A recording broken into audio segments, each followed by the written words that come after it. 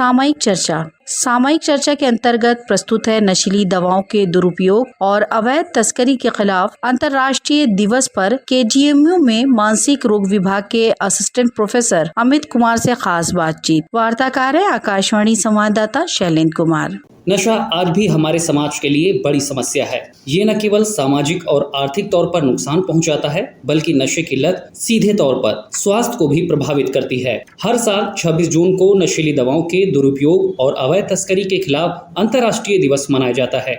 ऐसे में कैसे नशे की लत समाज को नुकसान पहुंचा रही है, युवा पीढ़ी में बढ़ती इस बुराई को रोकने के लिए क्या प्रयास होने चाहिए, आज इसी पर चर्चा करेंगे केजीएमयू में मानसिक रोग विभाग में assistant professor doctor Amit Singh से। सर, कार्यक्रम में आपका बहुत बहुत स्वागत है। नमस्कार सर, नशे के खिलाफ देश भर में बड़े अभियान चलाए जा रहे हैं। आज के समय में ये समाज के सामने कितनी बड़ी चुनौती बन गया है? नशा बहुत तरीकों से इंसान को नुकसान पहुंचाता है। एक जो शारीरिक नुकसान तो है ही, नशे की वजह से लोगों को बहुत तरह की बीमारियां जैसे लिवर के खराब होने का रिस्क रहता है। अगर इंसान शराब ले रहा है तो मिर्गी के दौरे आने के रिस्क रहते हैं।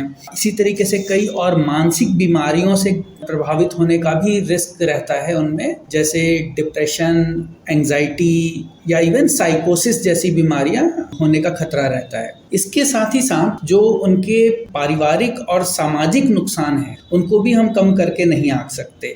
नशे की वजह से परिवार बिखर जाते हैं और इंसान का जो अपने आसपास के लोगों के साथ रिश्ते होते हैं वो प्रभावित होते हैं। साथ ही साथ उनकी कार्य क्षमता प्रभावित होती है। वो अपने ऑफिस में, वर्क प्लेस में जितनी उनकी काबिलियत है उस हिसाब से परफॉर्म नहीं कर पाते हैं।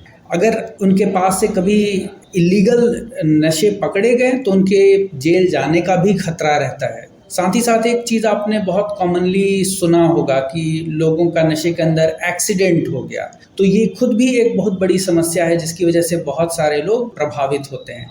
तो नशा कई तरीके से इंसान को प्रभावित करता है। हमारे समाज की अगर हम बात करें, हम भारत की बात करें, तो हमारे यहाँ जो नशे हैं उनकी जो प्रेवलेंस है वो काफ़ी ज़्यादा है। अगर हम तंबाकू की बात करें तो वो बीड़ी, सिगरेट, खैनी इस रूप में ही लगभग 30% लोगों में उसका यूज़ होता है, सेवन होता है। शराब लगभग हमारे यहाँ 15% लोग यूज़ करते हैं। भांग की हम बात करें तो लगभग 3% लोग उसको यूज़ करते हैं। अफीम लगभग 2% यूज़ करते हैं। तो ये एक बहुत बड़ी मात्रा है। अगर हम अपने देश की जनसंख्या को देखें तो उसमें ये बहुत बड़े नंबर्स में ट्रांसलेट होता है। सर, आपके अनुसार नशे की लत की चपेट में युवा कैसे आ रहे हैं, जो कि उनके जीवन को बुरी तरह प्रभावित कर रहा है? युवाओं में एक दूसरे को देख करके नशे का सेवन होता है। कई बार उनके दोस्त, साथी नशे के अच्छे प्रभावों के बारे में बताते हैं कि नशे से आपको ये फ़ायदा होगा। इस तरीके की गलत जानकारियां भी दी जाती हैं और उससे प्रभावित होकर के कई सारे युवा जो हैं नशे का सेवन करते हैं। एक बार जब ये युवा नशा शुरू करते हैं तो उस समय समझ भी नहीं पा रहे होते हैं कि इससे आगे क्या दिक्कतें हो सकती हैं। दूसरा चीज़ है कि जब बच्चे बड़े हो रहे होते हैं तो उनका जो सेंसेशन सीकिंग वो ज़्यादा होता है। वो कई सारी चीज़ों को एक्सप्लोर कर रहे होते हैं, वो नई नई चीज़ों को ट्राई कर रहे होते हैं। तो कई बार सिर्फ ट्राई करने के चक्कर में भी जो युवा हैं वो नशे का सेवन करते हैं। कई बार ये भी होता है कि अपनी परेशानियों से निजात पाने के लिए कई बार लोग उनको सुझाव देते हैं कि थोड़ी सी तनाव है तो इससे आप निजात पाने के लिए शराब ले लीजिए या कोई स्मोक कर लीजिए, सिगरेट ले लीजिए। तो ये भी एक तरीका है जिससे लोग कई बार नशे को शुरू करते हैं। और एक बार शुरू करने के बाद जो परेशानियां हैं वो कुछ समय बाद आती हैं और तब तक नशा काफ़ी दिक्कतें कर चुका होता है। सर, जो लोग नशे के आदी हो जाते हैं उन्हें इससे मुक्ति कैसे दिलाई जा सकती है? क्या कोई हेल्पलाइन नंबर भी है जिससे परिजन जो पीड़ित हैं उनके लिए मदद उपलब्ध करा सकें? नशे के लिए हमारी सरकार ने भी बहुत सारे प्रोग्राम चला रखे हैं और नशे का इलाज संभव है।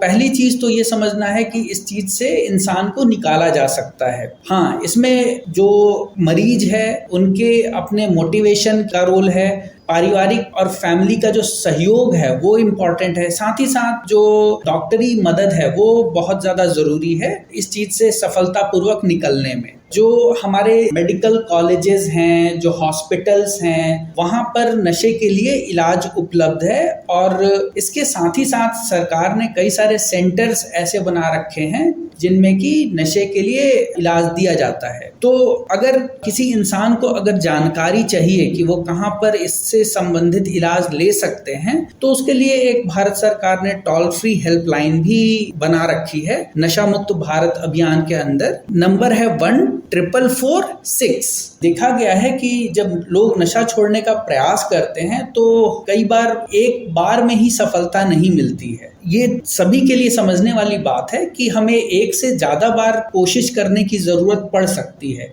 जितनी बड़ी चुनौती नशे को रोकना है, उतनी ही बड़ी मुश्किल होती है नशे की लत से खुद को बाहर निकालना। आइए सुनते हैं उन लोगों को जो खुद इसके खिलाफ अपनी लड़ाई लड़ रहे हैं। हम सब दोस्ती यारी के चक्कर में थोड़ा थोड़ा पीने लगे, उसके बाद आदत पड़ गई हमारी। इसी से अपना काम धंधा भी छूट गया अपना। जब देखे दिक्कत ज़्यादा बढ़ गई तो मम्मी सिस्टर हॉस्पिटल लेके आए।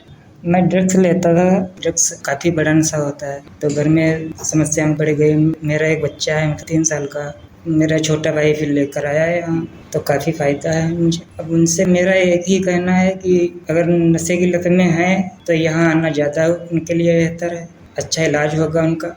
सर, नशीली दवाओं के दुरुपयोग को रोकने के लिए आप लोगों को क्या संदेश देना चाहते हैं? एक बहुत बड़ा वर्ग है जो नशीली दवाइयों से प्रभावित है। लोग कई बार होता यह है कि अपनी परेशानियों के लिए कुछ नशीली दवाइयां लेते हैं किसी के सुझाव पर या अपनी समझ से। वो जब शुरुआत करते हैं तो उनको उससे कई बार रिलीफ भी मिलता है। जैसे नींद की समस्या हुई तो लोगों ने नींद की गोलियां शुरू कर दी, दर्द हुआ तो कोई दर्द की नशीली दवाइयां शुरू कर दी। लेकिन उस समय उनको इतनी जानकारी नहीं होती है कि इस दवाई से लंबे समय में वो आदी हो जाएंगे और जो उसके दुष्प्रभाव हैं वो क्या क्या होते हैं। तो यहाँ पर मैं ये कहना चाहूंगा कि अगर आपको किसी भी तरीके की समस्या है तो उसके लिए खुद से दवाइयों का सेवन करने से कहीं बेहतर है कि आप डॉक्टरी मदद लें, क्योंकि जब डॉक्टर अपनी जानकारी के हिसाब से आपको दवाई देते हैं तो वो इस चीज का ध्यान रखते हैं कि आपको इसकी लत ना लगे